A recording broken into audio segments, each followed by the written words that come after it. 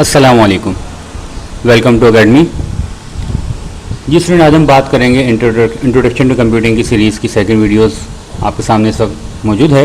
इसमें हम लोग डिस्कस करेंगे बाइनरी सिस्टम और लॉजिक ऑपरेशंस को। बाइनरी सिस्टम या डिजिटल सिस्टम को समझने के लिए पहला बेसिक कॉन्सेप्ट है कि एनालॉग क्वांटिटीज़ क्या होती हैं और डिजिटल क्वांटिटीज़ क्या होती हैं, या एनालॉग नंबर क्या होते हैं या बाइनरी नंबर्स क्या होते हैं। एनालॉग वैल्यूज़ को अगर हम डिफाइन करना चाहें, analog quantities has continuous values. Most of the things in nature appear in analog form. Temperature never goes from 30 to 31 instantly, it takes infinite steps. If we draw a graphical representation, it will give us in a continuous curve waveform. यानी analogue quantities वो quantities होती हैं जो कि अपने अंदर multiple values रखती हैं। मिसाल के तौर पे यहाँ पे एग्जांपल आपको दी गई टेम्परेचर की। अगर मैं आपसे पूछूं कि अभी टेम्परेचर क्या हो रहा है, तो हो सकता है आप मुझे बताओगे कि 30 डिग्री सेंटीग्रेड हो रहा है, और हो सकता है कि मैं आपसे 5 मिनट के बाद पूछूं क्या हो रहा है तो आप बताओगे 31 डिग्री सेंटीग्रेड हो रहा है। क्या आपने ये गौर किया, ये 30 डिग्री से 31 डिग्री तक क्या टेम्परेचर एकदम शूट कर गया, या इसके दरमियान भी कोई वैल्यूज़ हैं? यकीनन 30 और 31 के दरमियान भी बहुत ज़्यादा वैल्यूज़ हैं। किस तरीके से? 30.1, 30.2, 30.3, 30.4, सही 10 वैल्यूज़ तो ये आ गई। लेकिन अगर मैं बोलूँ कि नहीं यार 30.1111, 30.2222, यानी इनफाइनाइट वैल्यूज़ 30 से 31 के दरमियान में मौजूद हैं।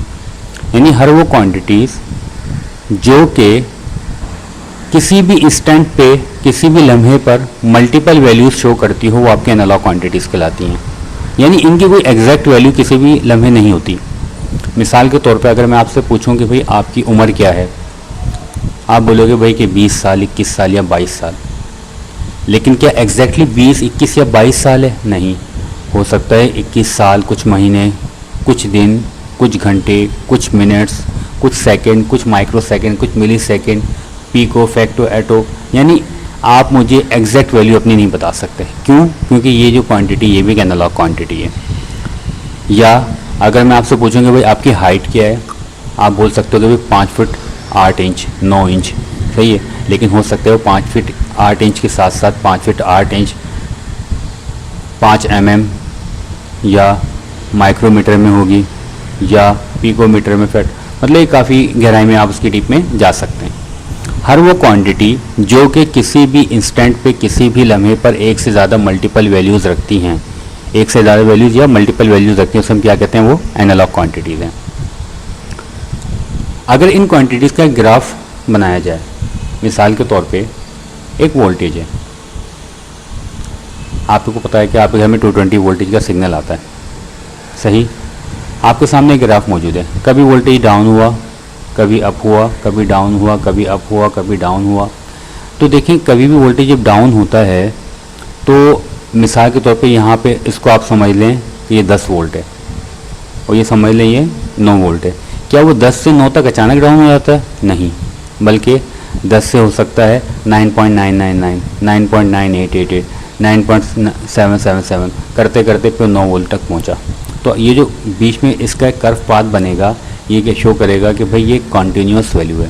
यानी हर लम्हे पर इसके ऊपर मल्टीपल वैल्यूज़ आप लोग उसको ऑब्ज़र्व कर सकते हो। तो वो क्वांटिटीज़ जो कि किसी भी इंस्टेंट पे, किसी भी लम्हे पर मल्टीपल वैल्यूज़ अपने अंदर कंटेन करती हैं, वो क्या कहलाती हैं? वो एनालॉग क्वांटिटीज़ कहलाती हैं। और इनका जो ग्राफ बनता है वो कंटिन्यूस वेव फॉर्म में बनता है, जो कि इस वक्त आपके सामने मौजूद है। बाइनरी वैल्यूज़ या डिजिटल वैल्यूज़ क्या होती हैं? Digital quantity has discrete value, it takes finite step. If we draw a graphical representation, it will give us a discrete wave form. ये कंटिन्यूस वेव फॉर्म नहीं होती, इसमें डिस्क्रीट वेव फॉर्म होती है। इसका क्या मतलब है? इसका मतलब ये है कि बाइनरी क्वांटिटीज़ या डिजिटल क्वांटिटीज़ या डिजिटल वैल्यूज़ या बाइनरी नंबर्स, ये वो चीज़ें हैं जो कि किसी भी लम्हे एक वैल्यूज़ को रिप्रेजेंट कर रहे होते हैं। मिसाल के तौर पर इसके आपके सामने आप देख सकते हैं, यहाँ पे 0 वैल्यू है, अचानक यहाँ पे 1 वैल्यू आ गई है। अब 1 वैल्यू चल रही है, 1 यहाँ पे भी है, 1 यहाँ पे भी है, 1 यहाँ पे भी है। फिर जब 0 आना है तो एट किसी भी लम्हे पे वो 0 हो गई यहाँ पे, 0 या 1, 0 या 1, इसके अलावा इसमें कोई वैल्यू नहीं है, बीच में इसका कोई लम्हा नहीं है, यानी 0.1 नहीं है, 0.2 नहीं है, 0.3 नहीं है। तो वो क्वांटिटी जो कि किसी भी लम्हे पर एक ही वैल्यू रखे उससे आप क्या कहते हो, वो डिजिटल क्वांटिटी है या बाइनरी क्वांटिटी है। सही, कंप्यूटर सिस्टम में हम उसको बाइनरी नंबर्स के नाम से जानते हैं। उम्मीद है आपको डिजिटल और बाइनरी का थोड़ा सा फ़र्क समझ में आ गया होगा। तो इंशाल्लाह इनके बारे में हम मज़ीद स्टडी करेंगे तो आपको काफ़ी बातें इसमें क्लियर होंगी। अब हम बात करते हैं कि भाई कंप्यूटर के पॉइंट ऑफ व्यू से हम बात करेंगे, इसलिए कि हमारे जनरल टॉपिक नहीं है, हमने इसको अपने टॉपिक को इंट्रोडक्शन टू कंप्यूटिंग की जानी भी मोड़ के लेके जाना है। तो पहली बात ये कि भाई डिजिटल डेटा या डिजिटल सर्किट्स क्या होते हैं और इनकी ज़रूरत क्यों है, why we are not using analog circuits. Computer जो है डिजिटल इलेक्ट्रॉनिक्स की डिवाइस है। कंप्यूटर पहले एनालॉग था, अब डिजिटल है। क्या फ़र्क है एनालॉग में और डिजिटल में? डिजिटल के वैल्यूज़ के बारे में मैंने बता दिया। डिजिटल डेटा क्या होता है, जो कि 1 0 की फॉर्म में होता है, यानी है या फिर नहीं है। जबकि मैंने आपको एनालॉग डेटा के बारे में बताया कि वो हर लम्हे पर कोई ना कोई वैल्यू आपको शो कर रहा होता है। लेकिन digital data can be process efficiently. Digital data की प्रोसेसिंग बहुत ज़्यादा आसान होती है। यानी डिजिटल सर्किट्स के अंदर डिजिटल सिग्नल्स होते हैं, इनकी प्रोसेसिंग बनिस्बत एनालॉग सिग्नल के आसान होती है। इसी वजह से दुनिया एनालॉग से डिजिटल की जानिब शिफ्ट हो रही है, ख़ास तौर पे इन टेलीकॉम फील्ड या नेटवर्क्स की फील्ड में। Can be stored easily due to limited amount of information. इनको स्टोर करना आसान होता है। मिसाल के तौर पे ये एनालॉग सिग्नल आपके सामने एक मौजूद है, ये डिजिटल सिग्नल आपके सामने मौजूद है। सही है, मैं बोलूँ कि यार इस लम्हे पर क्या वैल्यू है, आप बता दो सर। एक हाई लेवल है, या इसको आप 1 कहना चाहो तो उसको 1 लेवल है।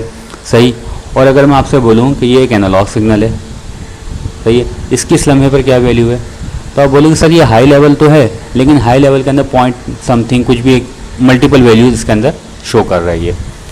क्योंकि मैंने आपको बताया कि एनालॉग क्वांटिटीज़ वो होती हैं जो किसी भी लम्हे पर मल्टीपल वैल्यूज़ आपके सामने शो करती हैं, जबकि डिजिटल क्वांटिटीज़ वो क्वांटिटीज़ होती हैं जो कि किसी भी लम्हे पर एक ख़ास स्पेसिफिक वैल्यू को शो कर रही होती हैं। जब जो डिजिटल क्वांटिटी है किसी भी लम्हे पे ख़ास वैल्यू को शो कर रही है तो उसको स्टोर करना आसान है, जबकि एनालॉग क्वांटिटी है इस लम्हे पे मल्टीपल वैल्यू शो कर रही हैं, तो यानी इसको स्टोर करने के लिए आपको मल्टीपल वैल्यूज़ अपने पास स्टोर करनी पड़ेंगी ताकि आप बता सको भाई इस जगह पर, यानी एक आपको ह्यूज अमाउंट ऑफ डेटा यहाँ पे स्टोर करना पड़ेगा। जबकि डिजिटल की केस के अंदर लिमिटेड इन्फॉर्मेशन होती है, स्पेसिफिक इन्फॉर्मेशन होती है कि भाई इस लेवल पर क्या वोल्टेज है क्या नहीं है, तो इसको स्टोर करना भी आसान है। अब हम बात करते हैं noise does not affect digital data. Digital data के अंदर एक प्रॉपर्टी होती है कि भाई इसके ऊपर नॉइज़ का इफेक्ट नहीं होता। आपके लेवल पे अगर आप कंप्यूटर साइंस के स्टूडेंट हैं, नॉइज़ के बारे में आप शायद इतना बेहतर ना जानते हो। अगर आप उसको डीप में जानना चाहें तो मेरी वेबसाइट पर academy-kci.com पर आप लिखिएगा डिजिटल कम्युनिकेशन या डिजिटल ट्रांसमिशन या नॉइज़, इनमें से कोई भी लफ्ज़ लिख लीजिएगा तो वहाँ पे 2-3 वीडियोज़ आ जाएंगी जिनमें मैंने काफ़ी डिटेल के साथ नॉइज़ के बारे में बताया है, डिजिटल ट्रांसमिशन के बारे में बताया है, एनालॉग ट्रांसमिशन के बारे में बताया है। वो थोड़ा जनरल नॉलेज के लिए अगर आप सुनना चाहें तो 15-15 मिनट की वीडियोज़ हैं, उनको आप सुन सकते हैं।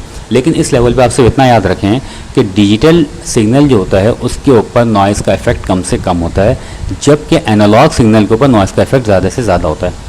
इसकी मिसाल देकर अगर इस वक्त आपके सामने अगर मैं आपको दिखाना चाहूँ तो देखें ये एनालॉग सिग्नल है। वही बात मैंने क्या कहा कि एनालॉग सिग्नल जो है किसी भी लम्हे पर मल्टीपल वैल्यूज़ रखता है। नॉइज़ सिग्नल क्या होता है? नॉइज़ सिग्नल ये होता है कि एक्सटर्नल डिस्टर्बेंस जो कि सिग्नल को डिस्टर्ब करती है या सिग्नल को ख़राब करती है। अगर कोई नॉइज़ आई और इसने आके एनालॉग सिग्नल के अंदर वेरिएशन लेकर आई तो देखिए हर लम्हे पर जो यहाँ पे इन्फॉर्मेशन मौजूद है, हर लम्हे पर यहाँ पे इन्फॉर्मेशन मौजूद है। नॉइज़ का छोटा सा भी सिग्नल आएगा ना तो हर लम्हे की इन्फॉर्मेशन थोड़ी इन्फॉर्मेशन उसको डिस्टर्ब करना शुरू कर देगा। ये सही है, यानी इसका माइनर सा भी सिग्नल इस लम्हे पर, नॉइज़ का माइनर सा भी सिग्नल आपके एनालॉग के अंदर बहुत ज़्यादा इन्फॉर्मेशन को डिस्ट्रॉय कर सकता है, जबकि डिजिटल के अंदर ऐसा केस नहीं है। डिजिटल सिग्नल के अंदर क्या है कि देखिए इसमें हाई है या फिर लो लेवल है, बस 2 ही लेवल है। नॉइज़ का सिग्नल आया, इसने इसको डिस्टर्ब करने की कोशिश की, डिस्टर्ब करने के बाद आप इजीली देख सकते हैं कि भाई हाई का अपर लेवल जो डिस्टर्ब हो गया, हाई का लोअर लेवल डिस्टर्ब हो गया। जबकि डिजिटल सर्किट्स के जो डिजिटल सर्किट इस तरह डिज़ाइन किए जाते हैं उनको एग्जैक्ट वैल्यू नहीं चाहिए होती, उनके पास एक स्टैंडर्ड होता है। वो बोलते हैं कि भाई ये ज़ीरो लेवल है, इससे नीचे थोड़ा सा भी वोल्टेज आ जाएगा हम समझ जाएंगे ये न्यूट्रल लेवल है, न्यूट्रल लेवल, ज़ीरो लेवल नहीं न्यूट्रल लेवल। इससे नीचे जो थोड़ा सा भी वोल्टेज आएगा हम समझ जाएंगे ये ज़ीरो वोल्टेज का सिग्नल है, इससे ऊपर थोड़ा सा भी वोल्टेज आ जाएगा हम समझ जाएंगे ये 1 वोल्टेज का सिग्नल है। तो यहाँ पे देखें नॉइज़ ने इसको ऊपर वाले एच को भी डिस्टर्ब कर दिया, नीचे वाले एच को भी डिस्टर्ब कर दिया, लेकिन कुछ ना कुछ तो वैल्यू यहाँ पे बाकी है ना, तो वो उसने सिर्फ एक इन्फॉर्मेशन दे दी आगे कि हाँ पे तुम इसको ज़ीरो कंसिडर कर लो। और यहाँ पे देखें इस एरिया के अंदर इसने अपर लेवल को डिस्टर्ब तो कर दिया, लेकिन ये न्यूट्रल लेवल से अबव का वोल्टेज सिग्नल है, तो इसने इन्फॉर्मेशन दे दी हाँ भाई तुम 1 पिक कर लो यहाँ से। तो यानी नॉइज़ ने एनालॉग को भी डिस्टर्ब किया, डिजिटल को भी डिस्टर्ब किया, लेकिन एनालॉग को जब उसने डिस्टर्ब किया तो काफ़ी इन्फॉर्मेशन आपकी लॉस्ट हो गई है, जबकि उसने जो डिजिटल को डिस्टर्ब किया तो आपकी इन्फॉर्मेशन लॉस्ट नहीं हुई। एनालॉग क्वांटिटी और डिजिटल क्वांटिटीज़ हमने क्यों डिस्कस की हैं, ताकि अब हम कंप्यूटर के बारे में थोड़ा डिस्कस करें। कंप्यूटर जो है आपका एक डिजिटल इलेक्ट्रॉनिक्स की एक एडवांस फॉर्म आपके सामने मौजूद है। अब कंप्यूटर जो है जितने भी इसके अंदर सर्किट्स हैं सारे डिजिटल इलेक्ट्रॉनिक सर्किट्स हैं, तो ये 1 और 0 को समझते हैं। 1 और 0 को जो समझते हैं इसको हम कहते हैं मशीन लैंग्वेज है इसकी।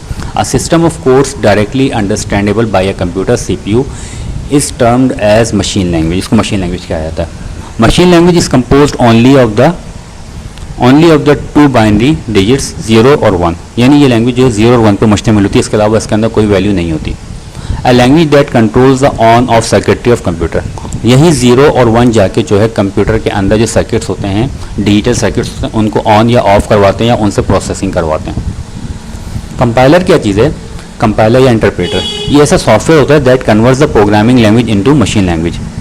देखिए मैंने आपको लास्ट वीडियो के अंदर बताया था कि प्रोग्रामिंग लैंग्वेज क्या होती है, जिसके ज़रिए आप प्रोग्राम लिखते हैं।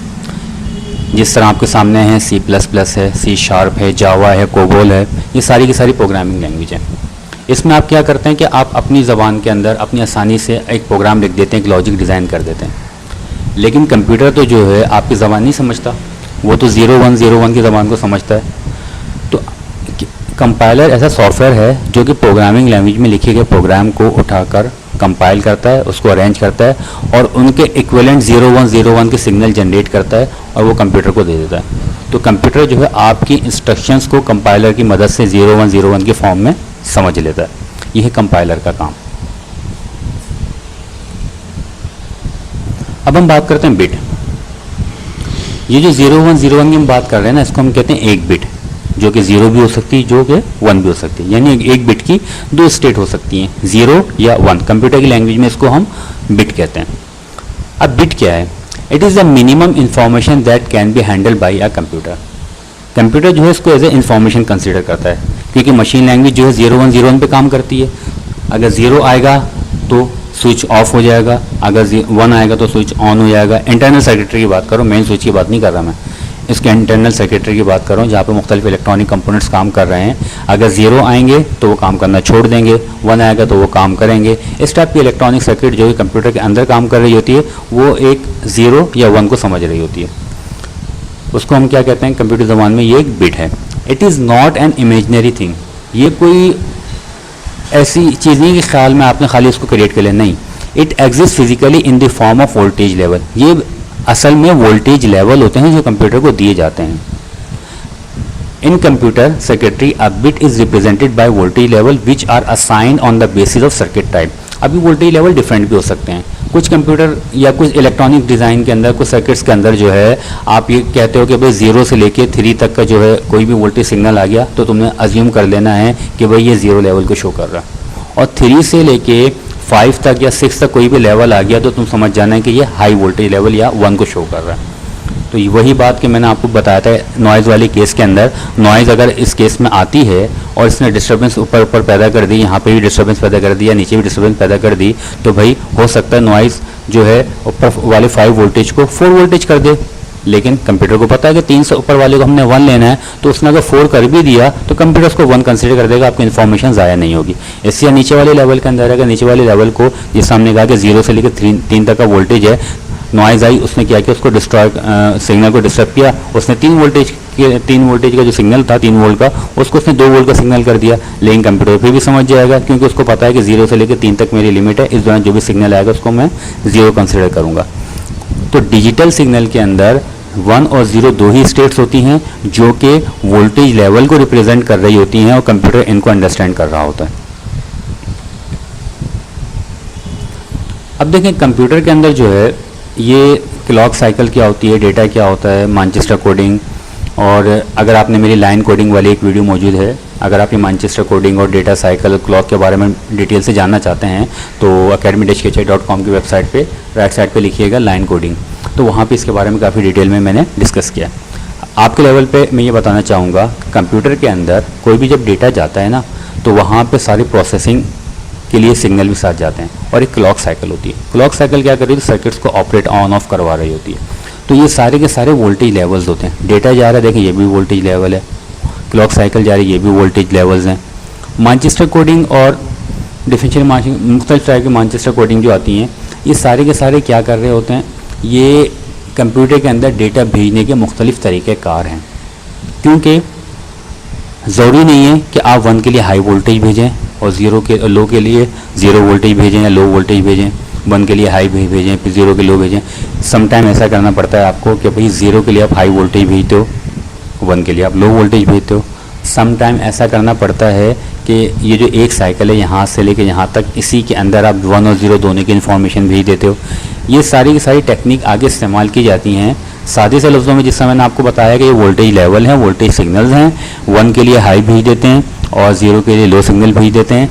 लेकिन ये ज़रूरी नहीं है, एडवांस लेवल पर अगर आप सीखना चाहेंगे तो उसमें पता चलेगा आपको कि भाई 1 के लिए जो है लो भी भेजा जा सकता है, 0 के लिए हाई भी भेजा जा सकता है। लेकिन ये बात तो तय है, ये बात तो अंडरस्टूड है कि इसमें दो ही स्टेजेस होती हैं, 1 या 0। अब उनको आके हम मुख्तलिफ वजूहात की बिना पर कभी 1 कर देते हैं, कभी 0 कर देते हैं, और कभी जो है एक ही साइकिल के अंदर 1 और 0 दोनों लेवल्स को सेंड कर देते हैं। वो आगे हमारे अपने मुख्तलिफ मकासद होते हैं।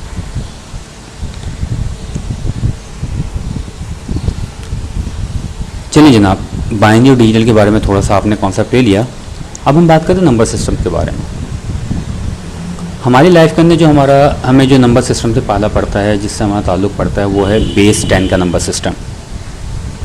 बेस 10 का नंबर सिस्टम जिसको हम 10 से, जिसके अंदर हम बेस 10 को इस तरह से कहते हैं कि इसमें 10 मेंबर्स होते हैं, 0 1 2 3 4 5 6 7 8 9। नॉर्मली हम अपनी लाइफ के अंदर इन्हीं के ज़रिए काउंटिंग करते हैं। अगर इसके बाद 10 हमने लिखना होगा तो इसी में से 1 और 0 लिख के हम 10 लिखेंगे। 11 लिखना होगा, 1 को 2 टाइम लिखेंगे, 11 लिख देंगे। ये बेस 10 नंबर सिस्टम है, या डेसिमल नंबर सिस्टम कहते हैं, जो कि हमारी नॉर्मल लाइफ में इस्तेमाल होता है। कंप्यूटर के अंदर जो नंबर सिस्टम इस्तेमाल होते हैं उसे हम कहते हैं बाइनरी नंबर सिस्टम्स, जो कि बेस 2 के नंबर सिस्टम होते हैं, जिसमें 2 ही मेंबर्स होते हैं, 0 या 1। और जिस तरह मैंने आपको बताया, कंप्यूटर के अंदर ये दोनों जो हैं वोल्टेज लेवल्स के ज़रिए रिप्रेजेंट किए जाते हैं। इसके अलावा भी नंबर सिस्टम होते हैं, octal number system, hexadecimal number system. Octal number system जो बेस 8 का नंबर सिस्टम है, क्योंकि इसमें 8 मेंबर्स होते हैं। और जो हेक्साडेसिमल नंबर सिस्टम है उसके अंदर बेस 16 का नंबर सिस्टम है, इसके अंदर 16 मेंबर्स होते हैं, 0 से लेकर 9 तक, उसका ABCDEF। हमारा वास्ता जो है फ़िलहाल बाइनरी और डेसिमल से ज़्यादा पड़ेगा। आने वाले वक्तों में जब हम IP का टॉपिक्स कवर करेंगे, हो सकता है उसमें थोड़ा सा हम हेक्साडेसिमल नंबर साइड पे भी डिस्कस कर लें। आ जाते हैं बाइनरी नंबर सिस्टम के ऊपर। बाइनरी नंबर सिस्टम जो है बेस 2 नंबर सिस्टम कहलाता है। इसमें 2 ही सिंबल्स होते हैं, 0 या 1। Computer only recognize off and on like a light switch. Computer circuitry जो डिजिटल सर्किट्स होते हैं वो 0 और 1 को ही समझ रहे होते हैं। 0 का मतलब ऑफ, या 1 का मतलब ऑन, या 1 का मतलब ऑफ, 0 का मतलब ऑन। जैसा भी मैंने आपको सेकंड लास्ट स्लाइड के अंदर बताया था कि आप 0 के ऊपर हाई वोल्टेज भेज सकते हो, 1 के ऊपर लो वोल्टेज भेज सकते हो, या 1 के ऊपर हाई भेज दो या 0 के ऊपर लो वोल्टेज भेज दो। लेकिन आपने 2 ही स्टेट्स भेजनी होती हैं इसके अंदर। Instructions and data are composed of only a series of bits. यानी कोई भी इंस्ट्रक्शंस दोगे, कितना भी डेटा दोगे, कितनी भी इंस्ट्रक्शंस दोगे, कोई सी भी मूवीज़ का डेटा आप उसके कंप्यूटर में सेव करोगे, चाहे कितनी भी गीगाबाइट में डेटा होगा वो सारा का सारा 0 और 1 की फॉर्मेशन में ही होगा। यानी एक सीरीज़ ऑफ बिट्स होंगी जो 0 1 1 0 मुख्तलिफ कम्बिनेशन के ज़रिए कंप्यूटर उसको समझ रहा होगा।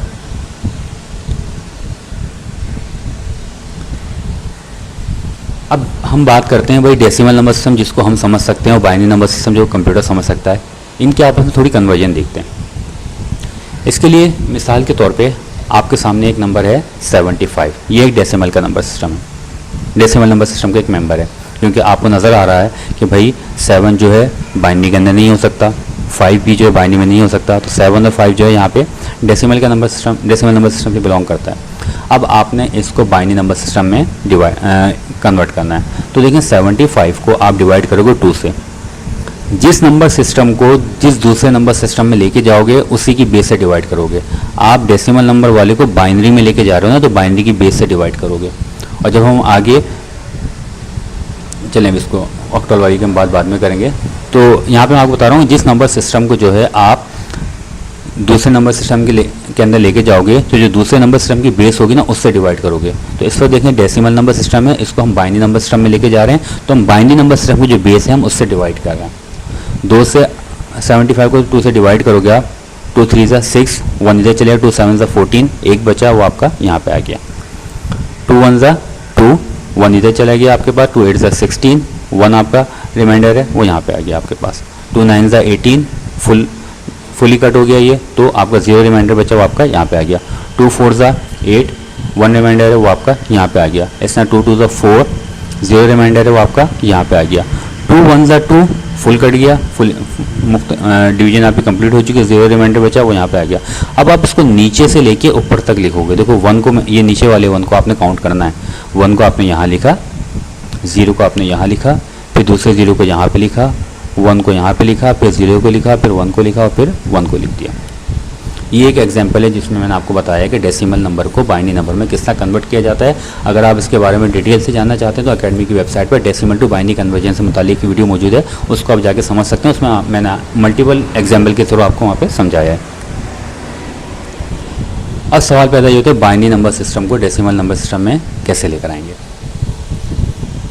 देखिए बाइनरी नंबर सिस्टम को डेसिमल नंबर सिस्टम में लाने के लिए आपको बाइनरी नंबर सिस्टम की आपने मुख्तलिफ बिट्स लिख लिए, 1 1 0 1, कोई भी एक डेटा आपको दे दिया गया कि भाई ये बाइनरी नंबर सिस्टम की कुछ बिट्स हैं, आप बताओ कि इन सब का इक्विवेलेंट जो है डेसिमल में क्या होगा। तो आप इसको नीचे लिखोगे 2 2। इसका तरीक़ाकार क्या है, आपने बाइनरी की बिट्स आपने ऊपर लिख दी, सही है। बाइनरी की बिट्स जो आपने ऊपर लिख दी, सबके नीचे आपने 2 2 2 2 2, आपने सबके नीचे 2 लिख दिया। फिर क्या कि राइट वाले 2 के ऊपर 0 लिखा, फिर इसके बाद 1 लिखा, इसका 2 लिखा, 3 4 5 6 7 8, यानी सबकी पावर आपने लिख दी।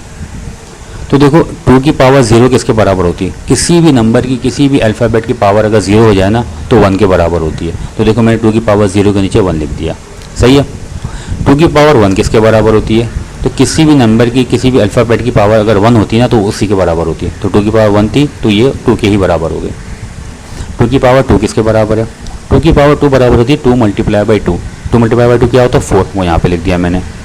2 की पावर 3 किसके बराबर होती है, 2 की पावर 3 बराबर होगी 2 मल्टीप्लाई बाई 2, यानी 2 को आपने 3 टाइम मल्टीप्लाई किया तो आपका आंसर आ गया 8, सही है। उसका 2 की पावर 4 किसके बराबर है, 2 multiply by 2 multiply by 2 multiply by 2, यानी 2 को 4 टाइम आपने मल्टीप्लाई किया, 16 यहाँ पर आ गया। इसी तरह 2 की पावर 5, 2 की पावर 6, 2 की पावर 7, इस तरह आपने सबका कैलकुलेट कर लिया। उसका अगला स्टेप क्या है, जो 0 के नीचे वाली वैल्यूज़ हैं उनको आप कट कर दो, उनको आप इग्नोर कर दो। आपने इसको इग्नोर कर दिया, 2 को, इसको इग्नोर कर दिया आपने क्योंकि ये भी 0 के नीचे, इसको इग्नोर कर दिया आपने, बस 16 को, 8 को और 2 को इग्नोर किया, बाकी सबको आपने यहाँ पे लिख दिया। देखो 1 लिखा आपने, 4 लिखा आपने, उसका 32 लिख दिया आपने, फिर 64, फिर 128, और इन सबको आपने जमा कर दिया। ये आपका जो है बाइनरी से डेसिमल के अंदर आप आ गए हैं।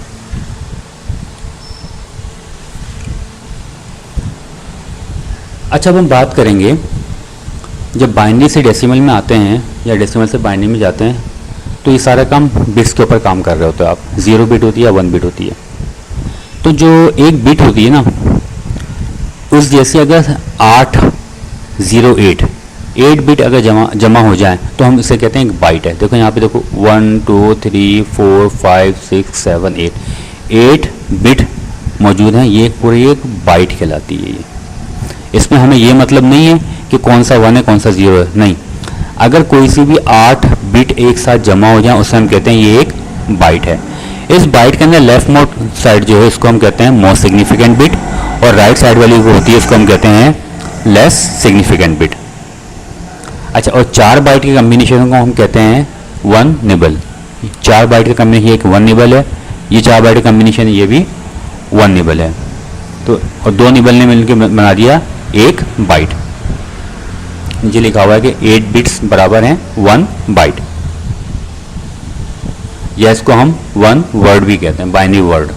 1 बाइट को हम बाइनरी वर्ड भी कहते हैं, क्योंकि आपके कंप्यूटर्स का जितना भी डेटा स्टोर होता है वो सारा बाइट के फॉर्म में स्टोर होता है, तो इसे बाई वर्ड की फॉर्म में स्टोर होता है, जिसे जो कि 8 बिट पर मुश्तमिल होता है। अब हम ज़रा डेसिमल की काउंटिंग तो आपको आती होगी, 1 2 3 4 5 6 7 8 9 10 कंटिन्यू आप लिखते जाएंगे। अब हम बात करें बाइनरी की भी काउंटिंग होती है जो उसकी इक्विवेलेंट होती है। देखिए 0 की जगह पर आप 0 लिख सकते हो, सही है। जब आपने डेसिमल का 1 लिखना हो तो आप बाइनरी का नहीं 1 लिख सकते हो, नो प्रॉब्लम। जब डेसिमल का 2 लिखना होगा ना, आप क्या करोगे, क्योंकि यहाँ पे 1 आई है ना, अब आप यहाँ पे अगर 0 लिखोगे तो दोबारा 0 हो जाएगा, 1 लिखोगे तो 1 होगा। 2 में कैसे जाओगे, 2 में ऐसे जाओगे, आप इस 1 को आप आगे शिफ्ट करो और पीछे 0 लगा दो। देखो 1 को आगे शिफ्ट किया हमने, पीछे 0 लगा दिया, तो ये आपका 2 बन गया ये। अब आपने 3 लिखना है। 3 लिखने में देखो आपने जो आगे 1 शिफ्ट किया था उसको एज इट इज़ रहने दिया, और जो पीछे जो 1 था, जो आपने आगे 1 था उसको एज इट इज़ रहने दिया, उसको एज इट इज़ उतार दिया आपने, और जो पीछे 0 था उसको आपने 1 कर दिया, तो ये क्या बन गया, 3 बन गया। अब 4 कैसे लिखें, 4 लिखने के लिए 2 मरतबा 1 लिख दिया आपने, अब आपने इनको 2 मरतबा 0 कर दोगे तो ये 0 हो जाएगा। 4 कैसे बनाएंगे, जब आपको 2 मरतबा यहाँ पर 1 लिख दिया गया है तो आप एक काम करो, आगे एक मरतबा 1 लिखो और इन दोनों को 0 कर दो, सही है। अब अगले स्टेप पे क्या करोगे, आप पहले वाले को 0 को आप 1 कर दिया, उससे अगले स्टेप पे आप क्या करोगे, इस 1 को आपने आगे शिफ्ट कर दिया और यहाँ पे 0 कर दिया, यानी शिफ्टिंग हो रही है 1 बाय 1 आहिस्ता आहिस्ता आगे आगे। अगर ये बात समझ में आ गई है तो बहुत अच्छी बात है, अगर नहीं आई तो जो मैंने अभी बात कही है इस स्लाइड के ऊपर उसको थोड़ा सा रिवर्स करके दोबारा सुन लें।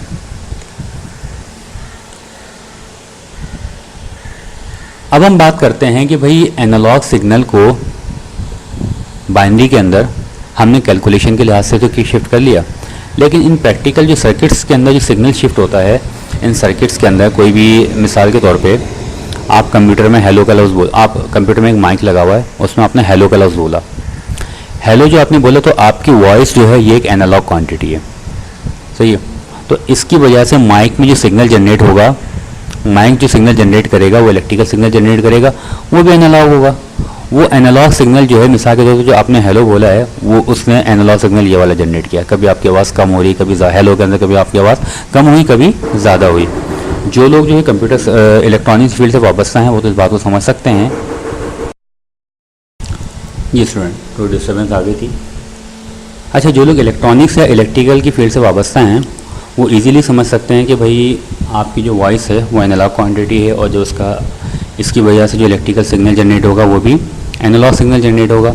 अब एनालॉग सिग्नल को अगर आपने कंप्यूटर के अंदर लेके जाना है तो जाहिर सी बात है कंप्यूटर जो उस एनालॉग सिग्नल को जो है बाइनरी फॉर्म में ही समझेगा, एनालॉग फॉर्म में उसको समझेगा नहीं।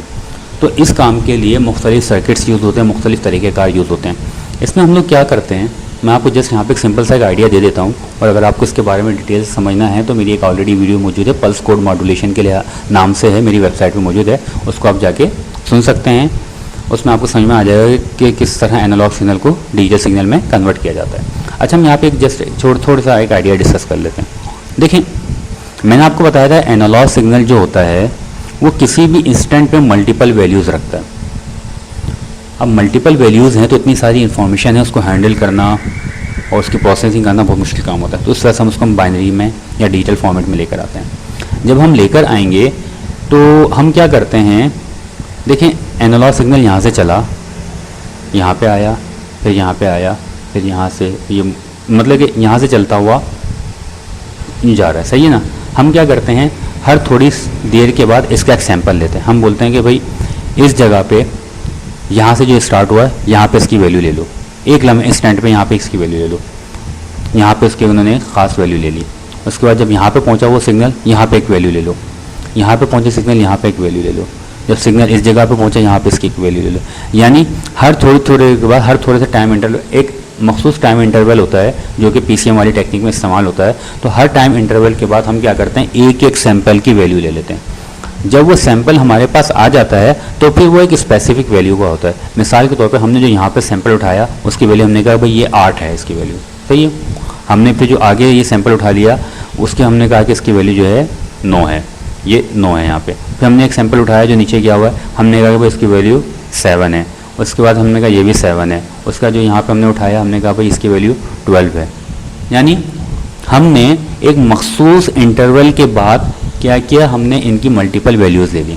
जब हमारे पास ये मल्टीपल वैल्यूज़ आ गई, 7 आ गई, 8 आ गई, 12 जो भी आ गई, फिर हमने इसको क्या किया, अपने सर्किटरी की मदद से, एंड ये वहाँ पे डेसिमल फॉर्मेट में आ गई, इसको हमने बाइनरी फॉर्मेट में आराम से शिफ्ट कर दिया। कहने को तो ये बात बहुत आसान है और देखने को ये कॉन्सेप्ट बहुत सिंपल लग रहा है, लेकिन जब इसको हम करने जाते हैं उसमें कई चीज़ें इन्वॉल्व होती हैं। लेकिन फ़िलहाल आपके लिए इतना समझना काफ़ी है कि हम लोग जब एनालॉग को डिजिटल में कन्वर्ट करते हैं तो हम सारी की सारी वैल्यूज़ को कन्वर्ट नहीं करते, हम मखसूस टाइम इंटरवल के बाद थोड़े थोड़े सैंपल लेते रहते हैं। अच्छा, और बीच में क्या हो गया, बीच के सैंपल कहाँ गए, तो बीच के सैंपल लॉस्ट होते हैं, नुकसान हो जाते हैं। लेकिन इस नुकसान को हम इस लेवल तक बर्दाश्त करते हैं कि हमारी ओरिजिनल इन्फॉर्मेशन ज़ाया ना हो। तो जो मैंने कहा ना मखसूस टाइम इंटरवल के बाद सुनना है, तो मखसूस टाइम इंटरवल के बाद हम एक सैंपल लेते हैं। तो वो टाइम इंटरवल हम इतना शॉर्ट रखते हैं कि हमारी इन्फॉर्मेशन जो है ज़्यादा से ज़्यादा हम उसको पिक कर लें और बहुत कम से कम इन्फॉर्मेशन वहाँ पर लॉस्ट हो। और वो जो टाइम इंटरवल लिखने की एक थ्योरी होती है जो कि मुख्तलिफ साइंसदानों ने उस पर काम किया हुआ है और मुख्तलिफ उसकी थ्योरीज पेश की गई हैं, तो उनको सामने रखते हुए वो टाइम इंटरवल डिसाइड किया जाता है। अब जिस तरह हमने बात की थी कि a single byte is represented by a small b, एक बिट जो होती है उसको हम स्मॉल बी से रिप्रेजेंट करते हैं, और एक बाइट जो कि 8 बिट का मजमुआ होती है, 8 बिट जिसमें होती हैं, उसे हम कैपिटल बी से रिप्रेजेंट करते हैं। अच्छा, 4 बिट्स जो है एक निबल बनाती हैं और 8 बिट्स जो है एक सिंगल बाइट बनाती हैं। In computer we use byte structure to store data. Data store करने के लिए हम बाइट बाई बाइट डेटा को हम स्टोर करते हैं। अब बाइट से बड़े यूनिट भी हैं, किलो बाइट भी है, मेगा बाइट भी है, गीगा बाइट भी है, टेरा बाइट भी है। तो यहाँ पे लिखा हुआ है कि भाई 1 किलो बाइट में कितनी बाइट्स होती हैं, इतनी होती है, मेगा बाइट्स के अंदर कितनी बाइट होती है, इतनी किलो बाइट्स होती हैं। सारी डिटेल यहाँ पे मौजूद है। अब देखिए मिसाल के तौर पे कंप्यूटर में डेटा किस तरह स्टोर होता है। अगर आपने उसको कोई नंबर दिया तो प्रोग्राम जो है, कंप्यूटर का सॉफ्टवेयर जो है, ऑपरेटिंग सिस्टम जो है, वो समझ जाएगा कि भाई 65 के बदले में आपने ये डेटा जनरेट करना, उसने जाकर उसको मेमोरी में स्टोर कर दिया। तो उसने देखिए 8 बिट का डेटा स्टोर किया, क्योंकि कंप्यूटर के अंदर वर्ड बाय वर्ड, एक वर्ड क्या होता है, 8 बिट के डेटा को हम क्या कहते हैं, 8 बिट के डेटा को हम कहते हैं ये एक वर्ड है। तो वर्ड बाय वर्ड उसने डेटा को स्टोर करना शुरू कर दिया।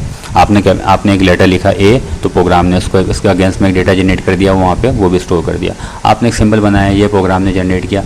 अब ये एग्जैक्ट इस डेटा का, अब अभी जो आपके सामने मौजूद है कि भाई 65 का एग्जैक्ट ये ज़रूरी नहीं यही हो, या ए का ज़रूरी नहीं ये हो, या इस शक्ल का ज़रूरी नहीं ये हो।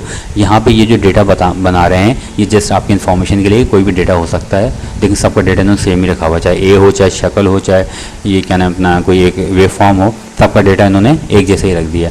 तो इस चीज़ बताने के लिए है कि कोई भी इंफॉर्मेशन आती है, चाहे पिक्चर की फॉर्म में हो, चाहे वॉइस की फॉर्म में हो, चाहे वीडियो की फॉर्म में हो, चाहे कैपिटल यानी अल्फ़ाबेट की फॉर्म में हो, चाहे नंबर की फॉर्म में हो, प्रोग्राम क्या करता है, उसको जो है मुताल्लिक़ का प्रोग्राम वो ये करता है कि उसकी बाइनरी बिट्स बना के 8 बिट का डेटा यानी एक वर्ड का डेटा बना के मेमोरी में जाके सेव कर देता है।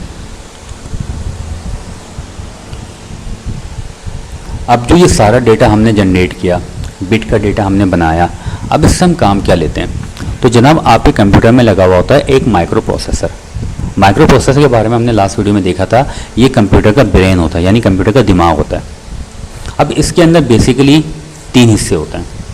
एक को हम कहते हैं ALU, एक को हम कहते हैं कंट्रोल यूनिट, और एक को हम कहते हैं मेमोरी। ये मेमोरी के मुख्तलिफ पार्ट हैं। आप अब फिलहाल अभी स्टेज पे समझ लें मेमोरी है। इंशाल्लाह आने वाली वीडियोस के अंदर जब हम माइक्रो प्रोसेसर को डिटेल के साथ डिस्कस करेंगे ना, उसके हम सारे पार्ट्स को 1 बाय 1 डिटेल में डिस्कस करेंगे। अभी इस बात समझ लें 3 पार्ट हैं, ALU, कंट्रोल यूनिट और मेमोरी। ALU का काम क्या होता है, ये अरिथमेटिक एंड लॉजिकल कैलकुलेशंस पे समझ लें कि ये सारा कैलकुलेशन काम ये कर रहा होता है।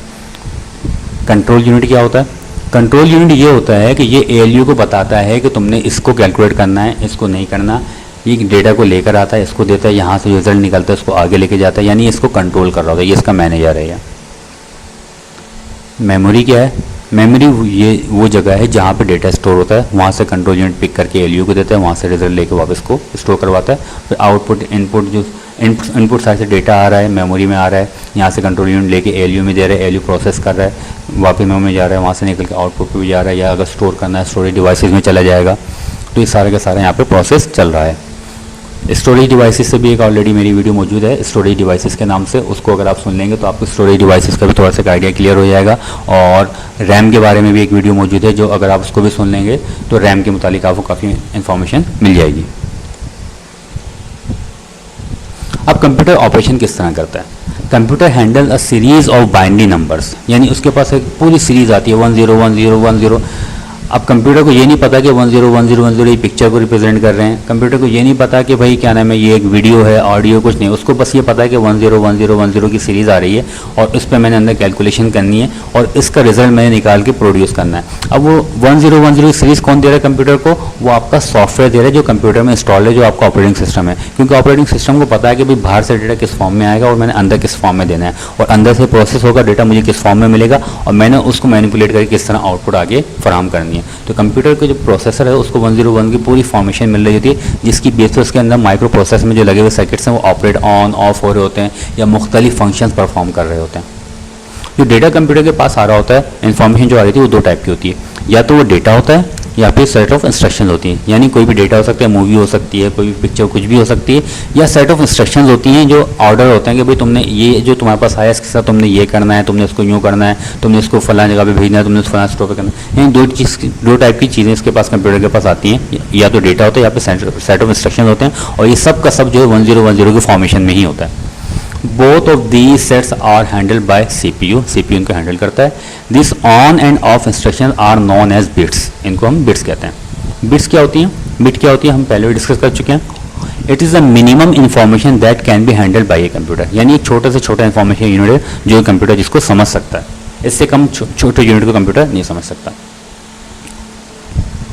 अच्छा, कंप्यूटर के प्रोसेसर के अंदर हमने देखा कि 3 पार्ट होते हैं, एक ALU होता है, एक कंट्रोल यूनिट होता है, एक मेमोरी होती है।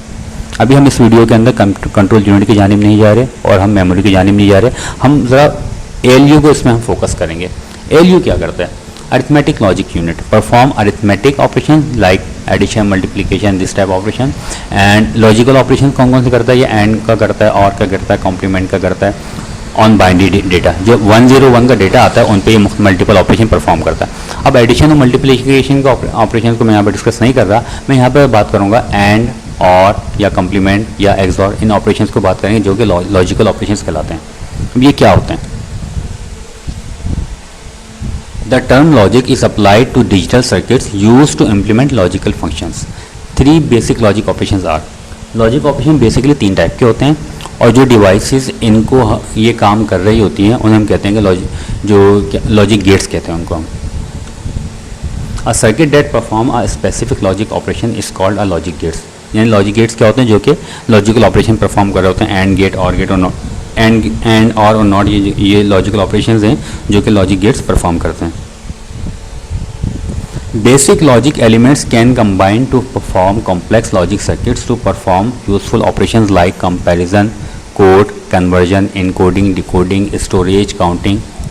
देखिए बेसिक ऑपरेशंस जो है एंड गेट है, एंड का ऑपरेशन है, और का है, नॉट का है, इसके बाद एक्सक्लूसिव और भी है, एक्सक्लूसिव नॉट भी हैं, थोड़े से एडवांस हैं। लेकिन ये सब के सब क्या हैं? इनकी मिसाल अगर मैं आपको सादे से अल्फाज में समझाना चाहूँ कि एक बड़ी सी कंपनी है जिसमें समझ लें कि आप 1 लाख मजदूर हैं। एक मजदूर का काम है एंड का काम करना, एक मजदूर का काम है और का फंक्शन करना, एक मजदूर का काम है नॉट का फंक्शन करना, सही है। अब एंड का काम करने वाली मल्टीपल मजदूर मौजूद हैं, और का काम करने वाले भी हैं, नॉट का काम करने वाले भी हैं। ये सब मिलके मुख्तलिफ कम्बिनेशंस बनाते हैं। किसी कम्बिनेशन में मुख्तलिफ डेटा को एंड भी किया जा रहा होता है और भी किया जा रहा होता है, और इन्हीं की बेस पे जो है मज़ीद लॉजिकल ऑप्शन नए जनरेट किए जाते हैं, जिसमें नॉर का भी ऑप्शन होता है, एक्सक्लूसिव और का भी होता है। ये थोड़ा सा एडवांस इलेक्ट्रॉनिक्स की बातें हैं। तो ये मल्टीपल ऑपरेशंस जो हैं माइक्रो प्रोसेसर के अंदर कर रहे होते हैं, लेकिन इनके बिल्डिंग ब्लॉक जो हैं यही बेसिक ऑपरेशंस हैं, एंड का ऑपरेशन, और का ऑपरेशन और नॉट का। एंड का ऑपरेशन क्या होता है? एंड का ऑपरेशन डिवाइस के को हम एंड गेट कहते हैं। ये करता है भाई कि एंड गेट ये जो होता है इसकी दो इनपुट होती हैं। अगर दोनों इनपुट पे 0 0 मिलेगी ना तो ये 0 की आउटपुट देगा। अगर एक इनपुट पे 0 मिलेगी और एक इनपुट पे 1 मिलेगी तो ये फिर भी 0 की आउटपुट देगा। एक इनपुट पे 1 मिल जाएगी, एक पे 0 मिल जाएगी, तब भी 0 की आउटपुट देगा। लेकिन अगर दोनों इनपुट पे 1 मिलेगी, दोनों इनपुट पे हाई वोल्टेज आएंगे तो ये हाई वोल्टेज यानी 1 की आउटपुट देगा। ये इसका फंक्शन है। अब आप बोलो कि भाई इसका क्या काम है? तो भाई ये अकेले खाली ये काम नहीं करता, ये करेगा इस जैसे हज़ारों गेट्स और मौजूद हैं जो कि डेटा को मिलकर मैनिपुलेट कर रहे होते हैं। तो एक का फंक्शन मैंने आपको बताया कि भाई इस तरह काम करते हैं। अब कई गेट्स मौजूद हैं, हज़ारों की तादाद में मौजूद हैं, तो सब मिलकर जब काम करेंगे पूरा का पूरा डेटा मैनिपुलेट हो जाएगा, पूरा का पूरा डेटा प्रोसेस हो जाएगा, फिर जो रिजल्ट निकलेगा वो आपके मतलब का होगा। ये और गेट है, और गेट का सिंबल इस टाइप का होता है। इसकी दो इनपुट्स मौजूद हैं, ए और बी। तो आपको लिखा नज़र आ रहा है, ये ट्रुथ टेबल कहलाता है गेट का, सही है। अब देखिए इसमें लिखा हुआ है कि अगर ए के ऊपर आप 0 की बिट देंगे, उसी वक्त जो है बी के ऊपर आप 0 की बिट देंगे तो ये क्या करेगा, 0 दे देगा। और अगर आपने ए के ऊपर 0 दी और बी के ऊपर 1 दी तो ये क्या करेगा, ये 1 दे देगा। या अगर ए पे 1 दे दी या 0 बी पे 0 दे दी तब भी 1 दे देगा, या दोनों पे 1 1 दी तो ये 1 दे देगा। यानी इसकी अगर एक इनपुट भी अगर हाई वोल्टेज की आ जाएगी तो ये आउटपुट हाई कर देगा। ये अगर दोनों 0 की आएंगे तब ये 0 देगा। पहला वाला क्या कर रहा था, जब दोनों 1 की आती है जब 1 देता, बाकी कहीं एक पे भी 0 आ गई तो सबको 0 कर देता था वो। नॉट गेट का ऑपरेशन क्या है? नॉट गेट का ऑपरेशन ये है कि भाई इसकी एक इनपुट है एक आउटपुट है। अगर 0 आएगी तो 1 कर देगा, 1 आएगी तो ये 0 कर देगा। यानी इन्वर्टर वाला काम ये कर रहा हो, इन्वर्ट कर रहा होता है ये। इनके साथ में छोटी छोटी डिस्क्रिप्शन भी लिखी हुई है, अगर आप चाहें तो उनको थोड़ा पढ़ सकते हैं। अब ये करते क्या हैं, देखें एक गेट जो है मैंने आपको बताया कि ये ऑपरेशन करते हैं, तो ये बनते कैसे हैं। जिस और गेट की मैंने बात की, देखें और गेट बनने के लिए एक इलेक्ट्रॉनिक सर्किट आपके साथ मौजूद है। एक गेट बनाने के लिए 3 ट्रांजिस्टर काम कर रहे हैं, उसमें रेजिस्टेंस भी मौजूद है, उसमें कैपेसिटर्स भी होंगे, यानी मल्टीपल वैल्यूज, मल्टीपल सिग्नल्स और मल्टीपल चीज़ें आपके सामने उसमें नज़र आएंगी आपको। क्योंकि जब आप इलेक्ट्रॉनिक सर्किट की बात करते हो, एक गेट को बनाने के लिए कोई भी इलेक्ट्रॉनिक सर्किट्स जो इलेक्ट्रॉनिक इंजीनियर काम कर रहे होते हैं वो अपने अपने लिहाज से डिज़ाइन करके उसको डिज़ाइन कर रहे होते हैं। कोई इंजीनियर जो है 3 ट्रांजिस्टर की मदद से गेट बना लेते हैं, कुछ इंजीनियर जो 5 ट्रांजिस्टर की मदद से बनाएंगे गेट, सही है। हर एक का काम करने का अंदाज डिफरेंट होता है। तो यहाँ पे एक गेट जो आपके सामने दिया हुआ है, एक एग्जांपल दिए कि भाई और गेट है, और गेट बनाया गया जिसमें 2 ट्रांजिस्टर इस्तेमाल किए, 1 2 3 4 रेजिस्टेंस इस्तेमाल की गई हैं और 3 ट्रांजिस्टर्स में इस्तेमाल किए गए हैं, सही है। तो आप खुद सोचें कि एक गेट को बनाने में कितने मिनिमम आपके सामने तक 7 कंपोनेंट इस्तेमाल हुए हैं इलेक्ट्रॉनिक्स के।